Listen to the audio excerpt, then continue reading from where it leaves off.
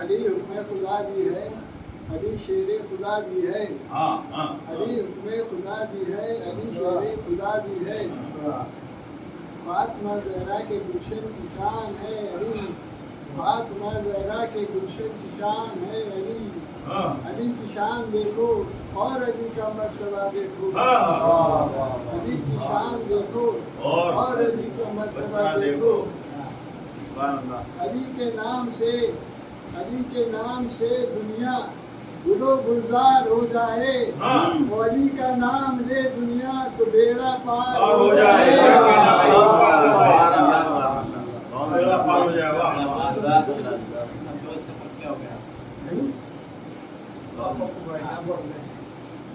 اللهم صل على محمد وآل محمد. رحم الله من قرأ سورة الفاتحة.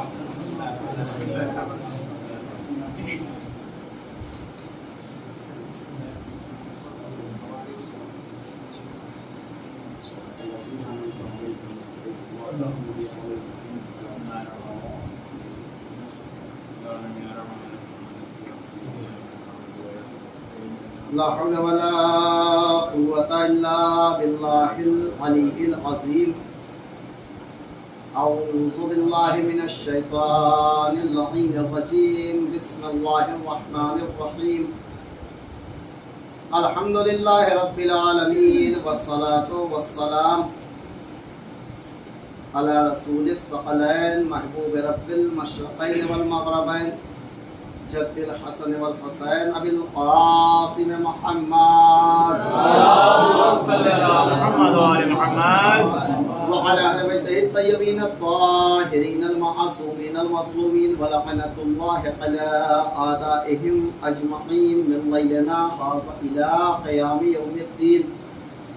أما بعد فقد قال حضرت أبا عبد الله الحسين عليه الصلاة والسلام بسم الله الرحمن الرحيم. الناس عبيد الدنيا والدين لائق على ألسنتهم فإذا محس بالبلاء قلت ديانه. صلوات بر محمد وآل اللهم صل على محمد وآل محمد. عزیزان اسلام، میرے محترم معزز اور گراں قدر سامعین ذوی الاحترام، امام حسین علیہ السلام کے خطبے سے میں نے ان دو سطروں کو آپ کے اذہان عالیہ کے سامنے عنوان بیان کے طور پہ پیش کیا ہے کہ جس میں مولا کربلا پہنچنے کے بعد 2 محرم کو پہنچے ہیں اور جو اپنے اصحاب سے پہلا خطاب کیا ہے، اس خطبے کا یہ چھوٹا سا حصہ ہے کہ جس میں مولا سے پوچھا گیا تو مولا ان وجوہات کو ذکر کر رہے ہیں کہ ہمیں کربلا میں کیوں آنا پڑا، ہم نے قیام کیوں برپا کیا. اس لیے کہ جو ماحول اسلام کا تھا اور پھر 50 برس کے اندر ایسی تبدیلی کیوں رونما ہوئی کہ جس ممبر کا کبھی وارث رسول کو سمجھا جاتا تھا، جس ممبر پہ کبھی علی جیسا انسان ظاہری طور پہ تخت خلافت پہ بیٹھا تھا، کہ جس اسلام کی کرسی کا اتنا اونچا مقام تھا، آج ایسے کون سے حالات بن گئے کہ اب اسی کرسی پہ یزید جیسا پلید شخص بیٹھا ہوا ہے اور لوگ اس کو ایکسپٹ کرنے کے لیے تیار ہیں، لوگ کوئی مزاحمت نہیں کر رہے ہیں، لوگ کوئی صدا نہیں بلند کر رہے ہیں. تب مولا نے فرمایا کہ الناس عبید الدنیا، یہ انسان جو ہے وہ دنیا کا بندہ ہو چکا ہے. اللہ نے اپنا بندہ بنایا تھا، ہم دنیا داری کے چکر میں اتنے گر گئے کہ اب ہم دنیا کے بندے بن گئے.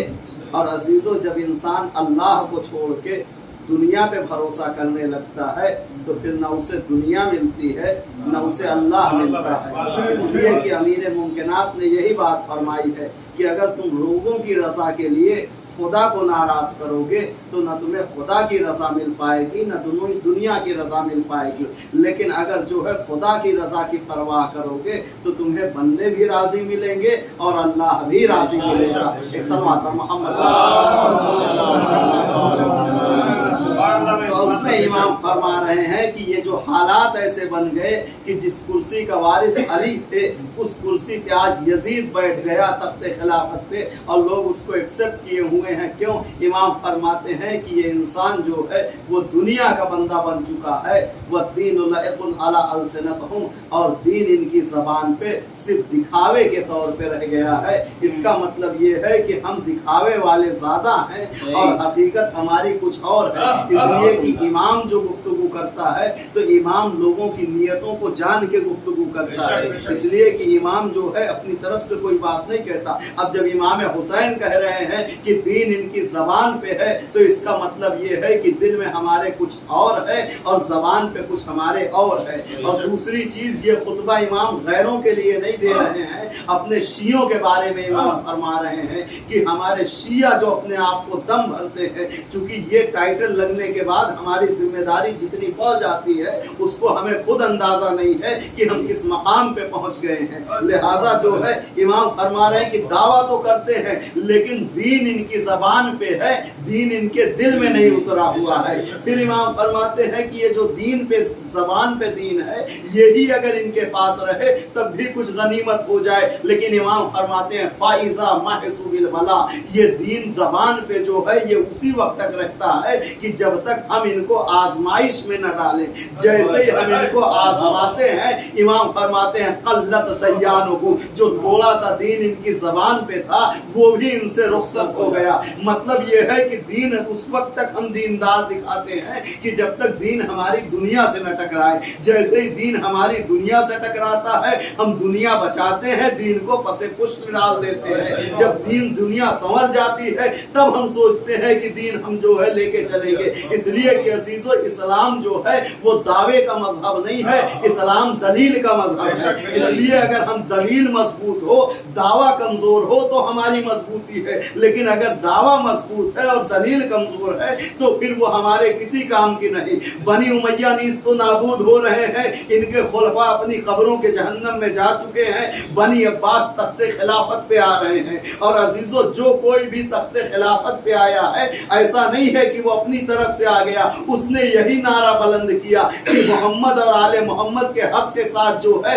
وہ زیادتی ہوئی ہے، ہم اس کا قصاص لینے کے لیے آ رہے ہیں۔ چاہے وہ حجاز کے اندر عبداللہ ابن زبیر کی حکومت رہی ہو، چاہے بنی عباس آئے ہو۔ عبداللہ ابن زبیری بھی یہی کہہ کے آئے تھے کہ آل محمد کے ساتھ ظلم ہوا ہے، حسین کے ساتھ ظلم ہوا ہے، لہٰذا ہم اس کا بدلہ لیں گے۔ اور مروانی خلفاء جو آ رہے تھے وہ بھی یہی کہہ رہے تھے کہ حسین کے ساتھ زیادتی ہوئی ہے، ہم بدلہ لینے کے لیے آئیں گے۔ لہٰذا جو بھی کرسی پہ آیا ہے وہ انہی کا سہارا لے کے آیا ہے، لیکن آنے کے بعد کیا کام کیا ہے یہ تاریخ آپ مجھ سے بہتر جانتے ہیں۔ عزیزو جتنا ظلم بنی عباس میں سادات کے اوپر ہوا ہے اتنا ظلم شاید بنی امیہ میں بھی نہ ہوا ہو،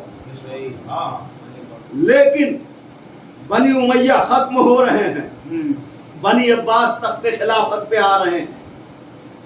ایک شخص ہمارے ہی جیسا ہے آن کے کہتا ہے فرزند رسول خلافت آپ کا حق ہے، 18,000 تلواریں بصرہ سے آپ کے ساتھ لایا ہوں۔ تلواروں سے مطلب تلوار نہیں کہ میں آیا ہوں، خلافت آپ کا حق ہے، آپ لے لیجئے، 18,000 آدمی آپ کے ساتھ ہیں۔ امام سے کہہ رہا ہے، امام سے گفتگو کر رہا ہے، یہ فرزند رسول خلافت آپ کا حق ہے، میں آپ کا شہدا ہوں، میں آپ کا چاہنے والا ہوں۔ 18,000 تلواریں بصرہ سے آپ کے ساتھ ہیں، 10,000 آدمی موصل سے آپ کے ساتھ ہیں، 20,000 آدمی کوفے سے آپ کے ساتھ ہیں، تکریز سے آدمی لے کے آیا ہوں۔ خلافت آپ کا حق ہے، آپ آگے بڑھیے، خلافت کو حاصل کر لیجئے۔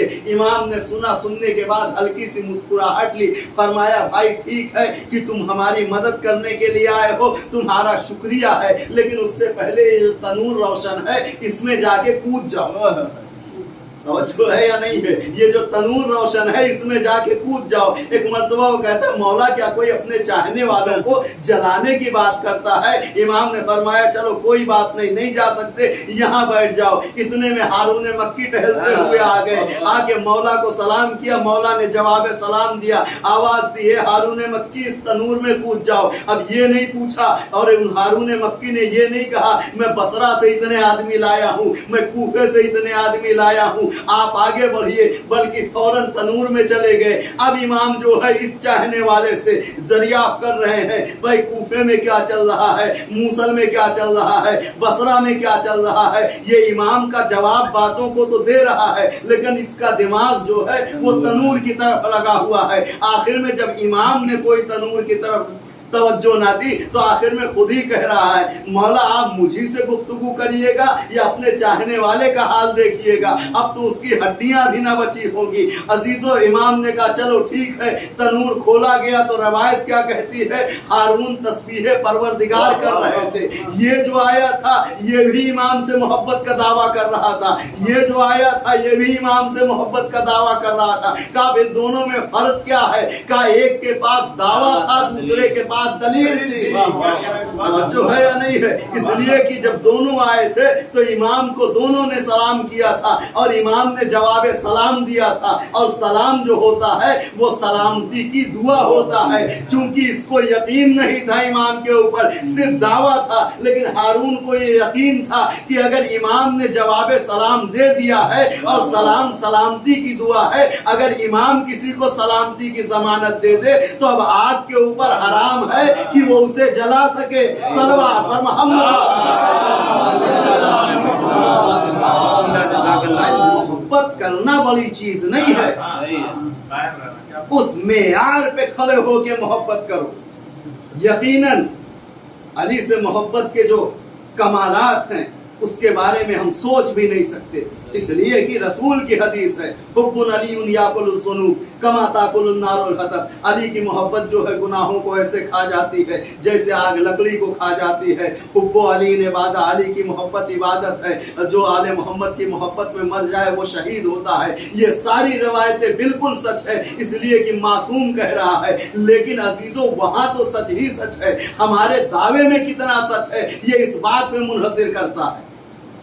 अजीजों मोहब्बत करना बड़ी चीज नहीं है, लेकिन मोहब्बत उस मेयार की हो कि जिस मेयार पे ये चाहते हैं। करो मोहब्बत तो सलमान जैसी हो तो फिर पता चले, अबू ज़र जैसी हो तो पता चले, मीसम जैसी मोहब्बत कोई लेके आए तो फिर उसके ऊपर जन्नत वाजिब है, दोज़ख हराम है।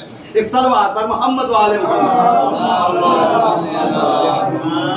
अगर इस मेयार की मोहब्बत है तो सिर्फ उसके ऊपर नहीं, जिसको चाहे जन्नत फिर उसके कदमों की ठोकर बन जाती।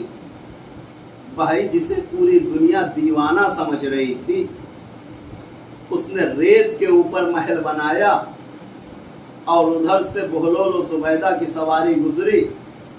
जुबैदा ने पूछा बहलोल क्या कर रहे हो? कहा जन्नत में महल बना रहा हूँ। कहा बेचोगे? कहा हाँ बेचने के लिए तैयार हूँ। कहा कीमत क्या है? कहा 3 दीनार। जुबैदा ने 3 दीनार दिए, काफिला आगे बढ़ गया। एक मर्तबा हारून रशीद कहता है बहलोल तो दीवाना था ही, साथ में तुम भी दीवानी हो गई हो, 3 दीनार फेंक के चली आई। अजीजो तारीख कहती है कि वाकया खत्म हो गया। हारून रशीद रात में सोया, क्या देखा? जन्नत की खिड़कियां सामने खुली हुई हैं, एक बड़ा सा महल नजर आ रहा है कि जिसपे लिखा हुआ है ये जुबैदा का महल है। एक मर्तबा हारून सोचता है कि मैं दाखिल हो जाऊं, फरिश्तों ने दामन पकड़ के रोक दिया, हाथ पकड़ के। उसने कहा मेरी ज़ौजा का महल है, मैं क्यों नहीं जा सकता? कहा ये रिश्तेदारी यहाँ पे नहीं चलती है, ये जुबैदा ने मेहनत से खरीदी है। उसकी आंख खुल गई, रात भर अब उसको नींद ना आई। सुबह हुई, फिर उसी रास्ते से गुजरा, देखा बहलोल फिर महल बना रहे हैं। एक मर्तबा हारून कहता है बहलोल क्या बेचोगे? कहा हाँ बेचूंगा, लेकिन तुम्हारी खरीदने की हैसियत होनी चाहिए। एक मर्तबा जैसे ही ये कहा हारून गुस्से में आ गया, क्यों? मैं तो ममलकत बादशाह हूँ, मैं ममलकत इस्लामी का बादशाह हूँ, बोलो क्या कीमत है? एक मर्तबा फरमाया तुम्हारी पूरी हुकूमत भी इस महल की कीमत के बराबर नहीं है। एक मर्तबा हारून गुस्से में कहता है कल तो 3 दिरहम में बेच दिया था, आज पूरी हुकूमत पे भी तैयार नहीं हो। एक मर्तबा बहलोल ने कहा कल बगैर देखे खरीदा था, आज तुम देख के आए हो। अगर बहलोल जैसी मोहब्बत हो तो यकीनन जन्नत वाजिब है, दोज़ख हराम। लेकिन वहां तक हम पहुंचे तो सही। अजीजों, चूंकि मोहब्बत अगर इनकी विलायत है तो फिर हमें ये नहीं देखना है कि हमारा मेयार क्या है, हमारी हैसियत क्या है, हमारी औकात क्या है। चूंकि हैसियत और औकात बनती है इनके विलायत और मोहब्बत आ जाने के बाद। वरना अजीजों, जनाब मीसम की जाहिरी हैसियत क्या थी? कूफे के अंदर सड़क के किनारे बैठ के खजूर बेचते थे। गोया आज के दौर में अगर आप समझना चाहें तो एक सब्जी बेचने वाले की हैसियत या फल बेचने वाले की हैसियत आपकी नजर में क्या होती है। लेकिन चूंकि अजीजों मीसम की दिल में विलायत अली थी, लिहाजा एक तरफ खुरमा बेचने वाला था, दूसरी तरफ पूरी हुकूमत की निगाह लगी हुई थी कि ये है कौन शख्स कि जो इतना ज्यादा देखने में तो खजूर फरोश नजर आता है, लेकिन इसकी पूरी दुनिया इज्जत करती हुई नजर आ रही है। और जब गिरफ्तार करके मीसम को दरबार में लाया गया तो एक मर्तबा इब्ने ज़ियाद ने जलील करने के इरादे से आवाज देता है, क्या तुम अली वाले ऐसे ही गंदे रहते हो? क्या तुम्हें जो है नहाने धोने की फुर्सत नहीं होती है? तुम्हारे चेहरे पे देखो गर्द कैसी जमी हुई है। एक मर्तबा मीसम ने देखा, देखने के बाद फरमाया पहली चीज तो ये कि मेरे चेहरे पे धूल जरूर है लेकिन मेरे दामन पे दाग नहीं है। तवज्जो है या नहीं? मेरे चेहरे पे धूल जरूर है और मेरे दामन पे दाग नहीं है। और रह गया धूल और मिट्टी, तो मिट्टी पाक होती है, इसका लगा होना कोई ऐब की बात नहीं है। लेकिन हाँ, तूने भरे मजमे में मुझे जलील करके ये साबित कर दिया, इसलिए कि एक मजलूम निहत्थे को भरे दरबार में जलील करना ये हरामजादे की पहचान होती है। ये हरामजादे की पहचान होती है। अजीजों, वो आह के आवाज देता है, मीसम हम तुम्हें कत्ल कर देंगे। कहा तुम कत्ल कर दोगे? इतनी हैसियत है? कहा क्यों? कहा हो ही नहीं सकता, इसलिए कि मेरे मौला ने मुझे इल्म मनाया पहले दे दिया है कि मीसम फला दरख्त के ऊपर तुम्हें फांसी दी जाएगी। अजीजों, जैसे ही ये बात कही इब्ने ज़ियाद ने बढ़ के कहा मैं ऐसा हरगिज नहीं होने दूंगा। एक मर्तबा हुक्म देता है कि कैद खाने में डाल दिया जाए, लेकिन कैद खाने में जैसे ही डालने का हुक्म दिया, इधर कैद खाने में गए, कैदियों में ऐसा इनकलाब बर्पा किया कि झुंझला के आवाज देता है कि ले जाके उसी दरख्त पे मीसम की जबान खींच के जो है फांसी दी जाए। लेकिन अज़ादारों, जबान अजीजों खींच ली गई थी, लेकिन फिर भी जो है लहू के कतरों से आवाज आ रही थी कि हम अली वाले हैं, लोगों आओ, जिससे सुनना है अली की फजीलत मुझसे सुनो। क्योंकि अजीजों, मोहब्बत करना मेयार नहीं है, मोहब्बत हो तो उस मेयार की। बस एक जुमला अर्ज करके गुफ्तगू समेट लूं। अरबी में एक मुहावरा इस्तेमाल होता है, अस्समको फिल मा, मछली जो है वो पानी में। हमें मोहब्बत किस मेयार की हमें आले मोहम्मद से होनी चाहिए।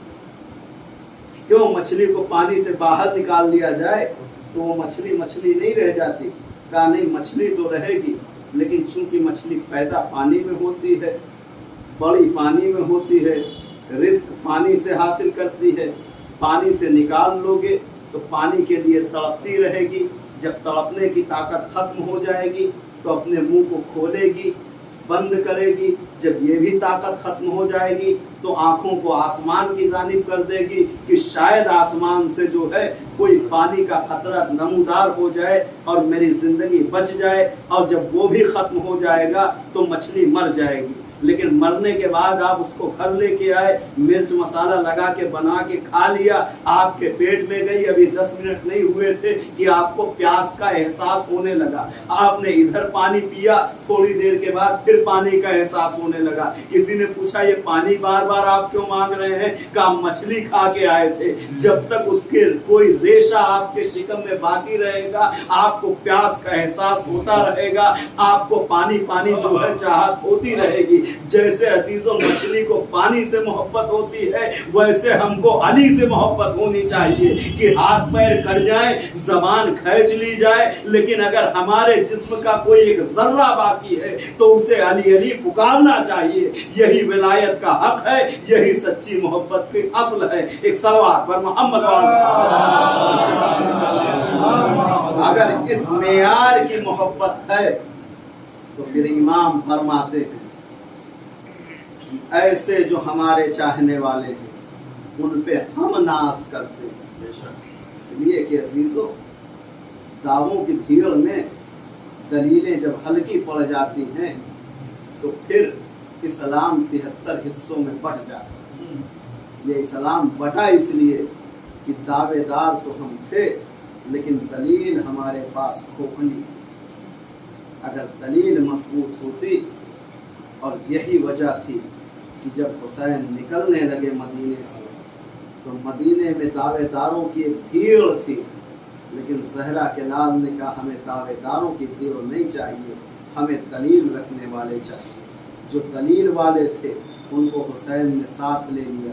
مکے میں آ کے 4 مہینے 10 دن تک قیام کیا کہ جو دعوے دار تھے ان کو کنارے کر دیا. دعوے دار حج کرنے میں مشغول تھے لیکن جو دلیل والے تھے وہ حسین کو ساتھ ہو لیے. آ گیا آزادارو زہرا کلال نرغے آدھا میں مقتل کربلا میں. آج 4 محرم الحرام ہمارے اور آپ کے درمیان سے رخصت ہو رہی ہے. عزادارو یہ وہ قیامت کی تاریخ ہے کہ جس میں آل محمد پر پیاس کا اتنا غلبہ تھا کہ جس کا ہم تصور بھی نہیں کر سکتے. اس لیے کہ عزیزو آج ہی کے دن حکم دیا گیا کہ خیام حسینی فراز سے ہٹا لیے جائیں.